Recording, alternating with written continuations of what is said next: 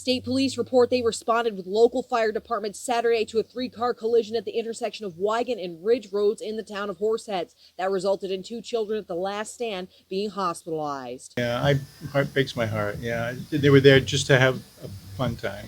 Troopers say 73-year-old Horseheads woman Debra Kenyon operated the Toyota Highlander that struck a BMW driven by a 33-year-old Connecticut woman. After this collision, Kenyon accelerated her Highlander through the intersection, causing a secondary collision with a Toyota RAV4 parked in the last stand parking lot. As a result, an 11-year-old and 13-year-old were pinned near the building.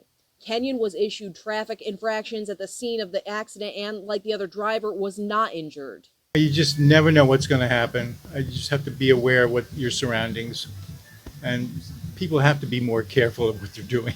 The 11-year-old boy was airlifted to Upstate Community Hospital in Syracuse, and the 13-year-old boy was taken to Guthrie Robert Packer Hospital by ambulance. Both children are stable, and the community is grateful they weren't seriously hurt. They'll make it out. Okay. State police say the investigation continues. It's after the fact, yeah. Locals say the intersection of Ridge and Wigan Road is notoriously busy, and drivers don't always stop like they should. They don't.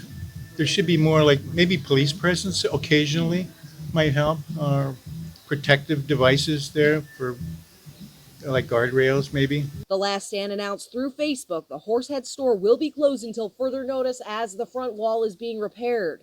They had a lot of employees there that don't have a job now, so I don't know what they're going to do. Though the Horseheads location is closed, the Painted Post last stand will be donating proceeds from every purchase tomorrow and Wednesday to help the family. The last stand also said they're in the process of coordinating a benefit to help the family as well, and will keep the community updated. Sonia Ellison, Big Fox News, Horseheads.